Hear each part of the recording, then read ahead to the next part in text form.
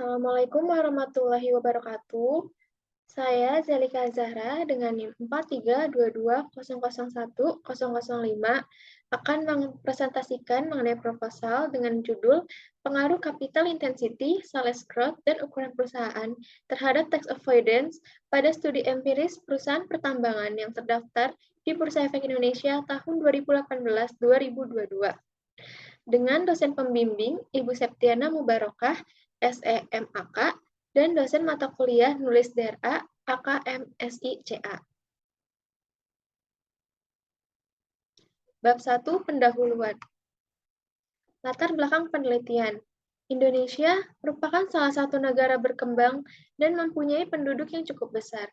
Kondisi seperti ini menguntungkan pemerintah dari segi penerimaan kas negara dari sektor pajak. Negara membutuhkan pajak sebagai sumber keuangan untuk membangun bangsa dan mensejahterakan kehidupan masyarakat. Penerimaan pajak merupakan kontributor utama dalam anggaran pendapatan dan belanja negara atau APBN. Kontribusi penerimaan pajak terhadap APBN mencapai 70%. Namun, dalam hal ini, perusahaan berusaha untuk membayar pajak serendah mungkin karena pajak akan mengurangi pendapatan atau laba bersih mereka. Sedangkan bagi pemerintah menginginkan pajak setinggi mungkin karena sebagai sumber pendapatan bagi negara, sehingga dapat terjadinya penghindaran pajak dapat dilakukan. Fenomena.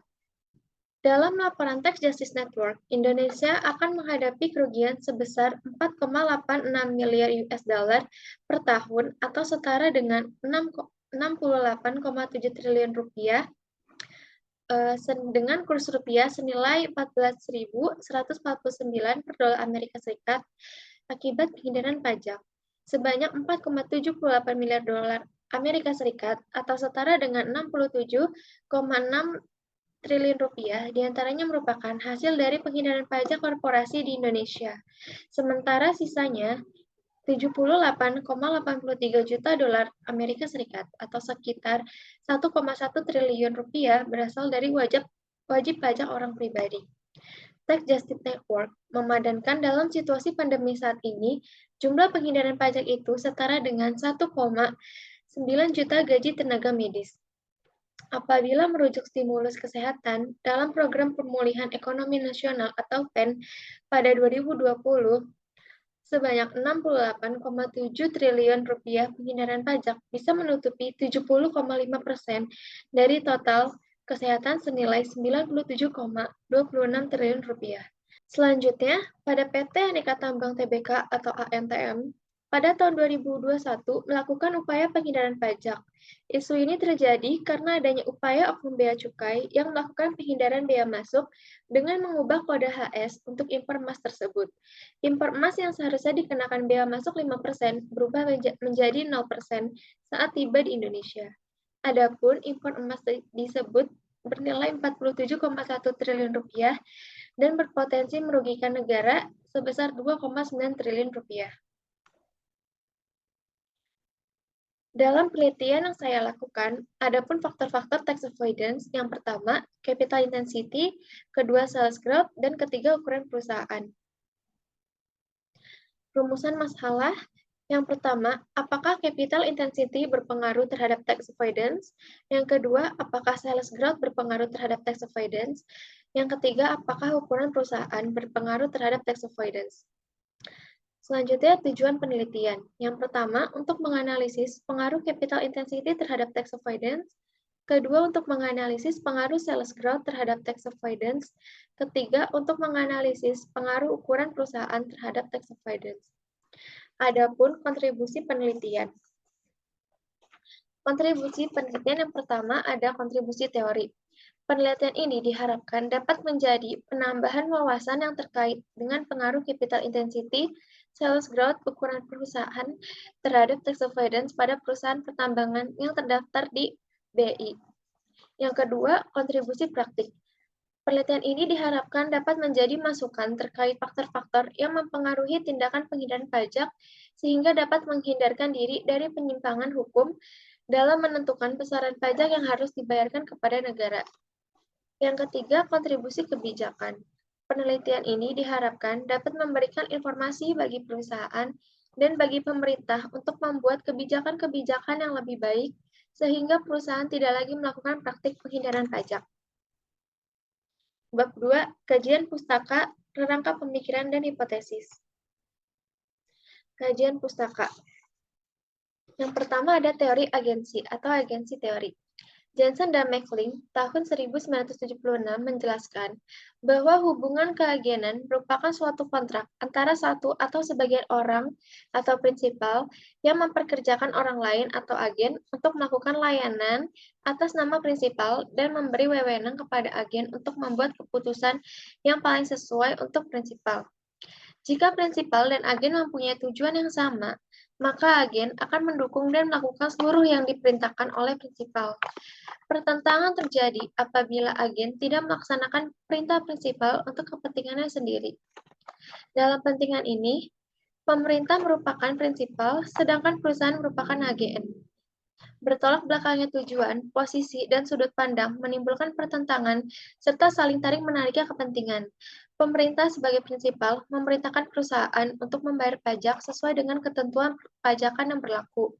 Yang terjadi adalah perusahaan yang bertindak sebagai agen mengedepankan kepentingan sendiri akan memaksimalkan keuntungan perusahaan, sehingga beban termasuk beban pajak melalui penghindaran pajak.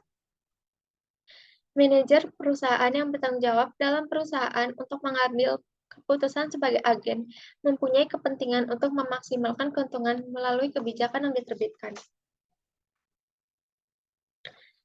Yang kedua, ada tax avoidance. Menurut Pambudi dan Hidayat pada tahun 2019, penghindaran pajak atau tax avoidance merupakan suatu usaha yang dilakukan secara legal dengan cara memanfaatkan ketentuan-ketentuan perpajakan secara optimal, seperti pengecualian dan pemotongan-pemotongan yang diperkenalkan maupun manfaat hal-hal yang belum diatur dan kelemahan yang ada dalam peraturan perpajakan yang berlaku. Terdapat beberapa kategori dalam pengukuran praktik penghindaran pajak seperti yang diungkapkan oleh Aaron Wan dan Okafor tahun 2009, yaitu sebagai berikut. Yang pertama, ada kategori effective tax rate atau ITR, yang mencakup current effective tax rate, cash effective tax rate, accounting effective tax rate, cash flow effective tax rate, serta long run effective tax rate. Yang kedua, kategori book tax difference atau BTD, yang mencakup total book tax difference, temporal book tax difference, total discretionary book tax difference, permanent book tax difference, serta tax effect book tax difference.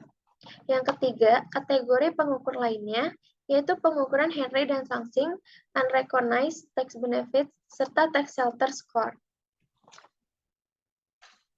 Selanjutnya, capital intensity.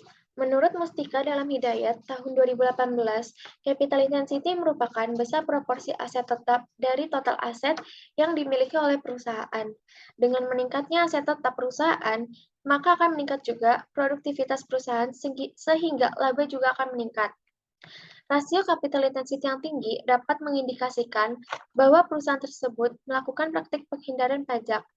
Hal ini dikarenakan hampir seluruh aktiva tetap perusahaan mengalami depresiasi yang akan menimbulkan beban depresiasi pada laporan keuangan. Beban depresiasi yang timbul akan mengurangi laba perusahaan yang secara otomatis akan mengurangi beban pajak yang harus dibayarkan oleh perusahaan kepada negara.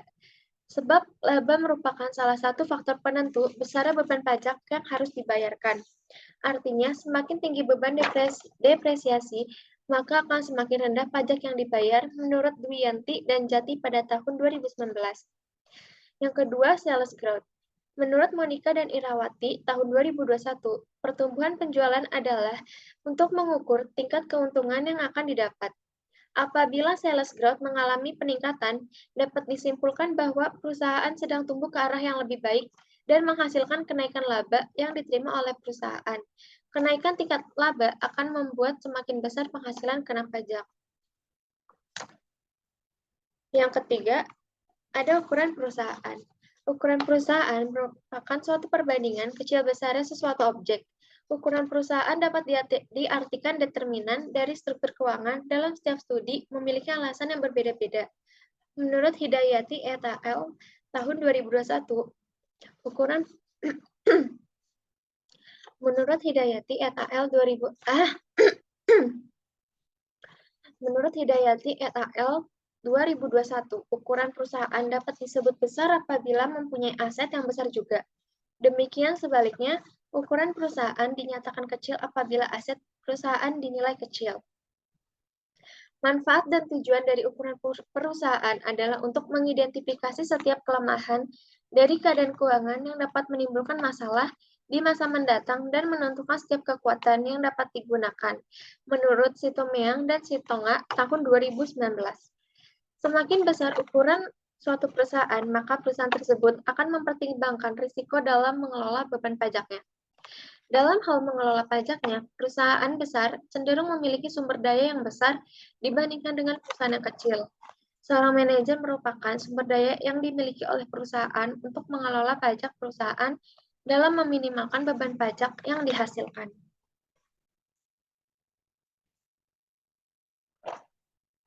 Selanjutnya ada peneliti terdahulu.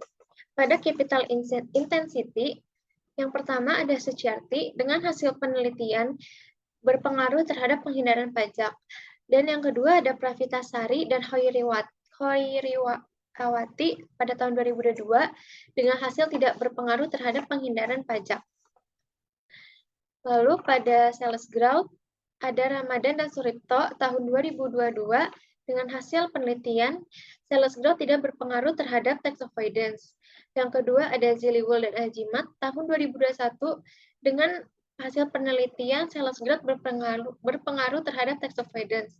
Dan terakhir ada Ningsi dan Noviati tahun 2021 dengan hasil penelitian sales growth berpengaruh terhadap tax avoidance.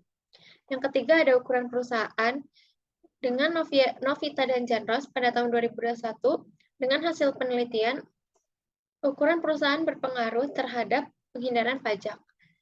Dan yang kedua ada Saputra et al. Tahun 2022 dengan hasil penelitian ukuran perusahaan berpengaruh positif terhadap penghindaran pajak. Dan yang terakhir ada Sembiring dan Saadah tahun 2021 ukuran perusahaan tidak berpengaruh signifikan terhadap tax avoidance. Rangka pemikiran dan hipotesis. Yang pertama, capital intensity berpengaruh terhadap tax avoidance. Yang kedua, sales growth berpengaruh positif terhadap penghindaran pajak atau tax avoidance. Dan yang ketiga, ukuran perusahaan berpengaruh positif terhadap penghindaran pajak atau tax avoidance.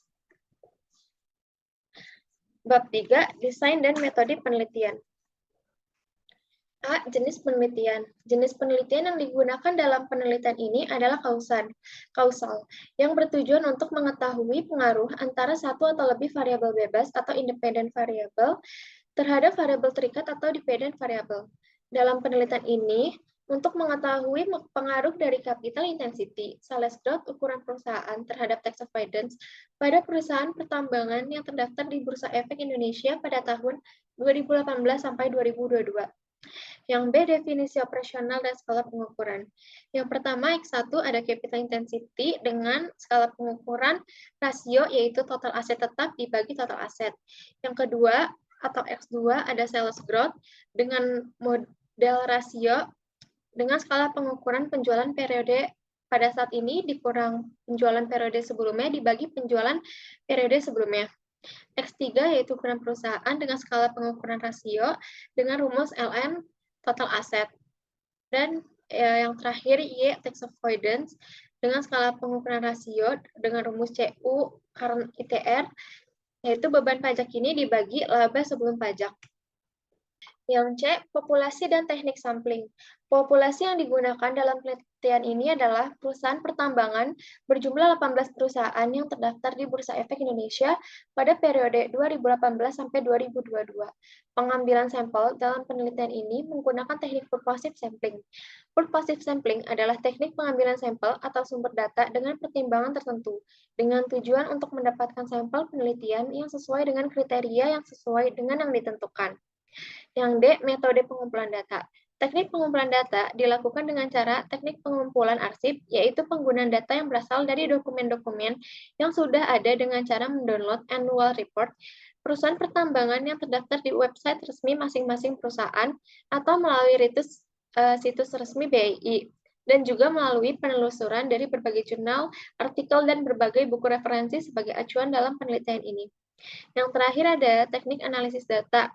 Beberapa metode analisis data yang digunakan dalam penelitian ini adalah yang pertama analisis deskriptif, kedua pengujian asumsi klasik yang terdiri dari uji normalitas data, uji autokorelasi, uji multikoliniaritas, uji heterodatisitas. Yang ketiga, pengujian kelayakan model yang terdiri dari uji koefisien determinasi atau R2 dan yang kedua uji F. Keempat, pengujian hipotesis yang terdiri dari uji T dan uji regresi linear berganda. Sekian presentasi proposal. Wassalamualaikum warahmatullahi wabarakatuh.